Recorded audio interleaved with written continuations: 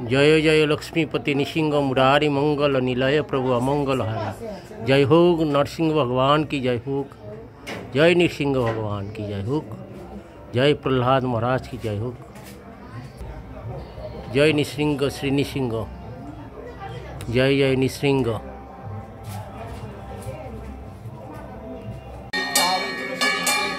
पूर्व मेदिनीपुरे हरि मंदिर किभाबे साजिয়েছে भक्तबृंद। हरि मंदिर पूर्व मेदिनीपुरे हरि मंदिर एদের हरि मंदिर हरिर प्रीति विधान करार सर्वस्व। जय बृंदा देवी की जय हो। तुलसी महारानी की जय हो।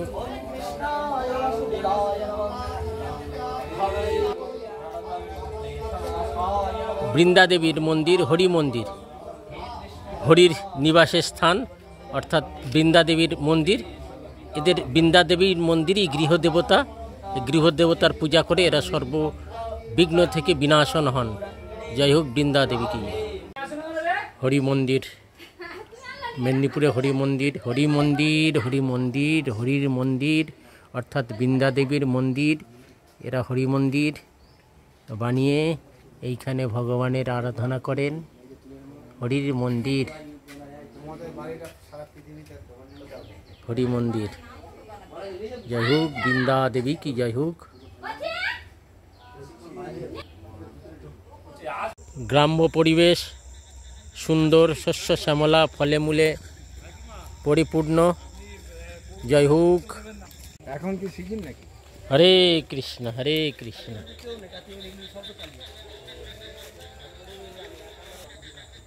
हरे कृष्ण कृष्ण कृष्ण हरे हरे।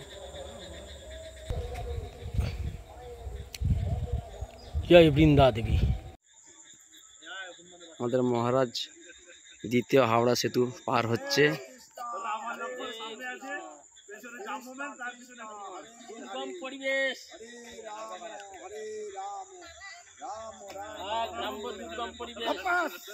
हरे कृष्ण लंका उद्धार করে আমরা সীতাকে নিয়ে ফিরছি। এই রাম সেতু বেরোচ্ছে। হরি বল। এই সেতুটা নির্মাণ করে গেছি আমাদের আনন্দ বড় করছি কাজের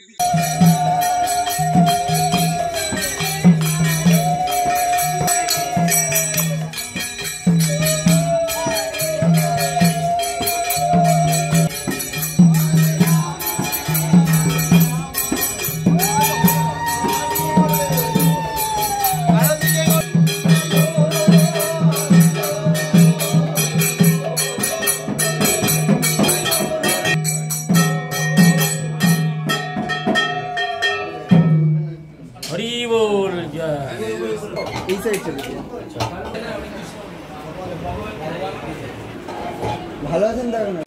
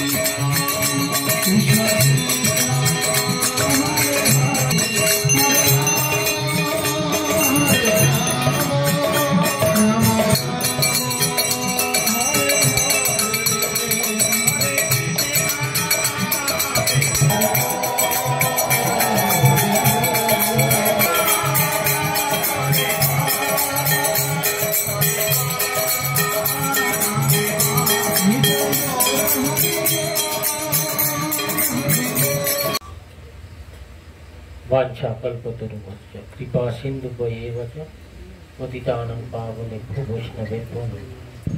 श्री कृष्ण चैतन्य प्रभु नित्यानंद श्री अद्वैत गदाधर शिवासादि गौर भक्त। हरे कृष्ण কৃষ্ণ কৃষ্ণ হরে হরে, হরে রাম রাম রাম হরে হরে।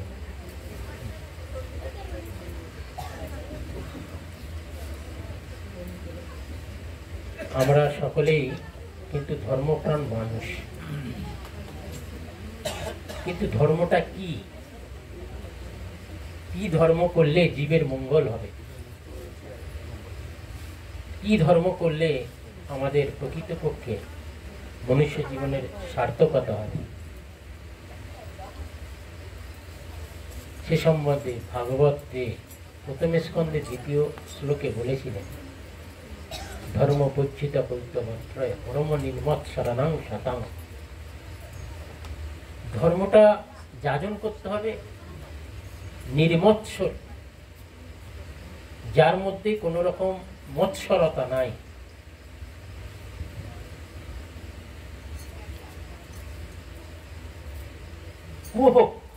কোনো মায়ার ছলময়ী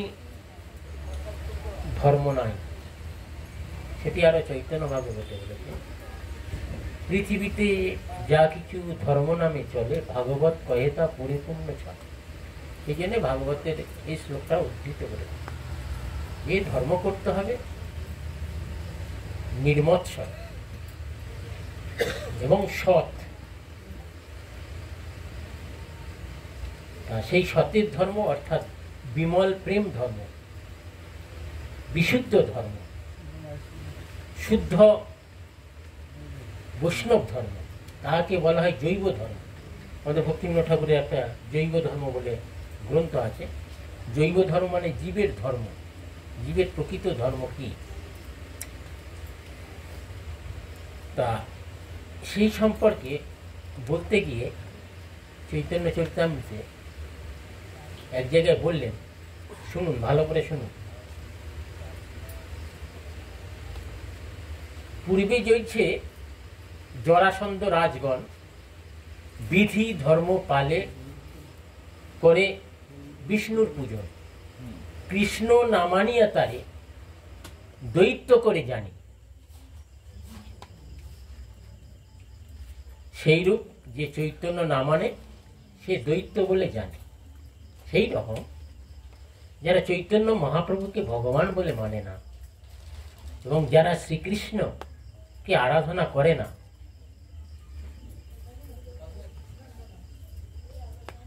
এরকম ব্যক্তি বাদ দিয়ে যত রকম মানুষ যত ধর্ম করুক না কেন, তারা কি অসুর প্রকৃতি।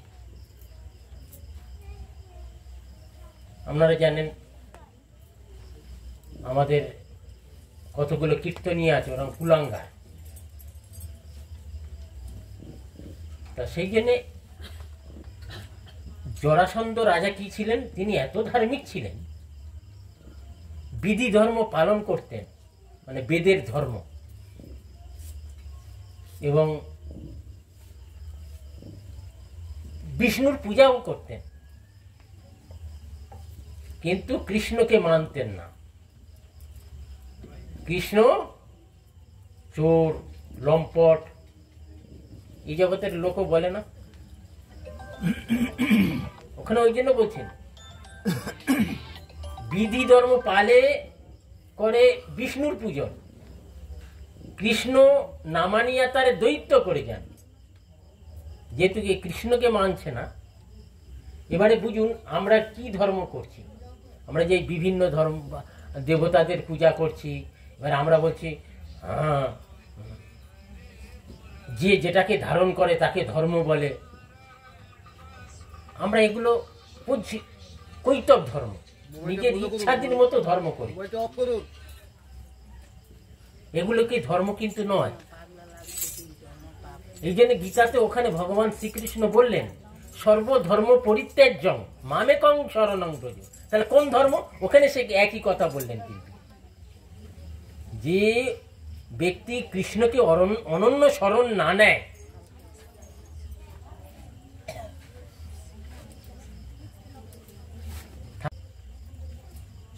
এটা আমাদের ভালো করে বুঝে নিতে হবে শাস্ত্রটা। এবং আমাদের ছোট করে আরো বলেছে যে ধর্মহীনা পশু না সমানা, মনুষ্য শরীর ধারণ করে কৃষ্ণের আরাধনা, ভগবানের সেবা পূজা যদি আমরা না করি, তাহলে কিন্তু সেটা ধর্ম নয়। যেমন ভগবান আমার হৃদয়ের মধ্যে আছেন বলে, তিনি ক্ষুদ্র রূপে আছেন বলে আজকের আমি এত কিছু শক্তি, এত কিছু আমার, এত কিছু কর্মক্ষমতা তিনি আছেন বলে। যদি তিনি না থাকে, এখনই বাইরে বার করে দেন। এই বিশ্ব ব্রহ্মাণ্ডে তার রচনা। তিনি সখারূপে আমাকে ধারণ করে আছেন। এই জন্যে কৃষ্ণকে বলা হয় জগৎপতি, জগৎ স্বামী। সেই কৃষ্ণের আরাধনা যদি না করি, তাহলে কিন্তু আমাদের কি হবে না, বলছে মনুষ্য আকার হইলে কি হবে, করিলে পশুর কাম। এই জন্য মানুষকে কি বলা হয়েছে, দুপাদ পশু, দুপা পশু বলে বর্ণনা করেছে। এবং সাধারণত আমাদের লৌকিক ভাষায় বলা হয়েছে, প্রেম ধর্মের কথা বলতে গিয়ে প্রেম কি আমরা কি বুঝি, যে একের অপরের ভালোবাসাটাকে প্রেম বলা হয় না, সেটা কাম। আত্ম ইন্দ্রিয় প্রীতিবাঞ্ছা তারে বলে কাম। একের অপরের সুখ বিধানের জন্য, যেখানে স্বার্থের জন্য ভালোবাসা থাকে, সেটাকে কাম বলা হয়। সেই জন্য শাস্ত্র বলেছে কৃষ্ণ প্রেম, ওটা কৃষ্ণতেই প্রদত্ত। প্রেম শব্দটা কৃষ্ণতেই প্রদত্ত। কেউ কিন্তু কালী প্রেম বলে না, কেউ শিব প্রেম বলে না, কেউ মাতা পিতা প্রেম বলে না। কৃষ্ণ প্রেম কৃষ্ণতেই প্রদত্ত। এই জন্য তিনি জগৎপতি বলা হয়, জগৎ স্বামী বলা হয়। গোপীগণ আমাদের সেগুলো দৃষ্টান্ত দেখিয়েছেন এবং শাস্ত্র আমাদের বিভিন্নভাবে এগুলো জানিয়েছেন। সেই কারণে এই ধর্ম যাজন করতে গেলে আমাদের বিশেষ করে কার প্রয়োজন? ভগবান এই ধর্মকে স্থাপন করার জন্য তিনি নিজে এসেও অনেক সময় পারেননি। তিনি এই ধর্মকে সংস্থাপন করার জন্যে এবং ভক্তিকে প্রতিষ্ঠা করার জন্যে তিনি কখনো ভক্তভাব অঙ্গীকার করে এসেছেন, কখনো তার মহান ভক্তকে পাঠিয়ে দিয়েছেন। সেই জন্য ভক্তিস্তু সঙ্গনে পরিজয়তে, এই ভগবানকে জানতে গেলে, ভক্তিকে লাভ করতে গেলে ভক্ত সঙ্গের প্রয়োজন। বিনা সৎসঙ্গে সুলভ না সই, রাম ভজনে বিনা মুক্তি না হই। সাধুসঙ্গ সাধুসঙ্গ সর্বশাস্ত্র কয়, লবমাত্র লবমাত্র একটুখানি। যে মহাপাপী সেও যদি কিঞ্চিত সাধু দর্শন করে, সাধুর কাছে বসে থাকে, তার জীবনে পরিবর্তন আসবে। দেখুন জগাই মাদাই কি ছিল, হ্যাঁ, কি করেছিলেন না, নিত্যানন্দ গৌরের মতো এইরকম সাধু দর্শন করেছিল। সাধু দর্শন তাহলে চোখ দিয়ে করেছিল না, কান দিয়ে করেছিলেন। কি আর করিস না রে বাপ, না প্রভু আর নয় রে বাপ, আর করিস না রে বাপ। তিনি বলেছেন আর নয় রে বাপ। কেন? তিনি বুঝেছিলেন পাপ বাপকে ছাড়ে না। কিন্তু আমরা জানি, জেনে শুনে ওইটা বেশি করে করি। একটা লোক ঘুমালে তাকে ডেকে তোলা যায়, কেউ যদি ইচ্ছা করে চোখ বন্ধ করে থাকে। আমরা মহান ভাগ্যবান, আজকে সেই কলিযুগে সেই গৌর সুন্দরের নবদ্বীপ ধাম মায়াপুরের সেই গৌর হরির প্রদত্ত এনেছি ঔষধি মায়া নাসিবারও লাগি, হরিনাম মহামন্ত্র লাও তুমি আগি। সেই হরিনামের সন্ধান আমরা পেয়েছি। আর সেই হরিনাম প্রদত্ত, হরিনাম দান করার যে মহাজন, সেই বৈষ্ণবগণকে আমরা পেয়েছি। আমরা কত ভাগ্যবান। প্রভুপাদ সেই জন্য বললেন সকল জন্ম সবে কিছু পায়।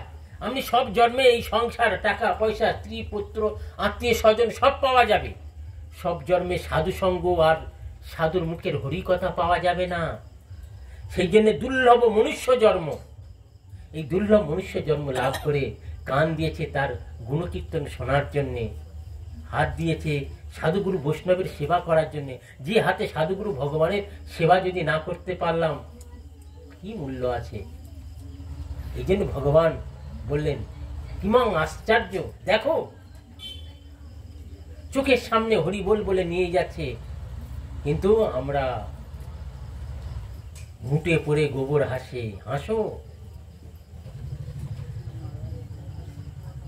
আমরা মরব না,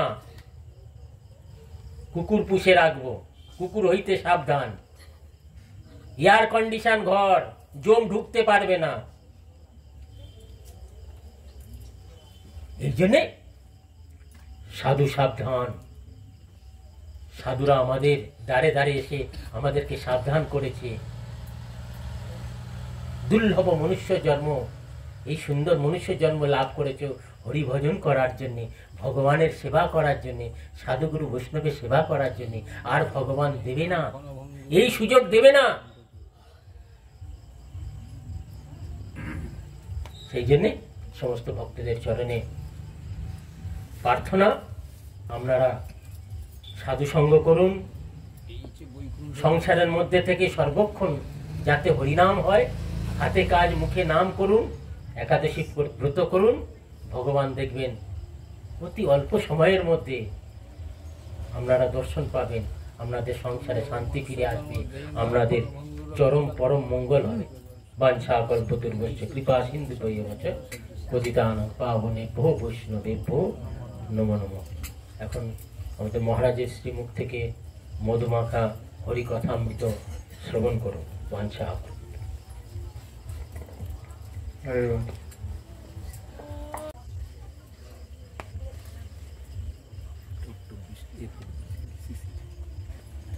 আমরা এতক্ষণ যাবত মহারাজ ত্রয়ের শ্রীমুখে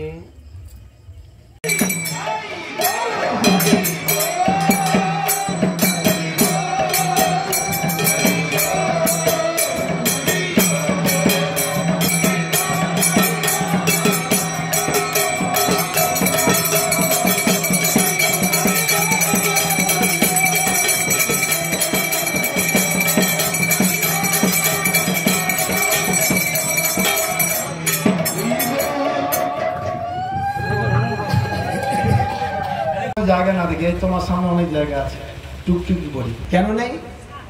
ভগবান শ্রীমদ্ ভাগবতমে বলছেন কৃষ্ণ পরিবর্তিত, মদেক বন্ধু মদ ভাগ্য মদ নিস্তার্ক।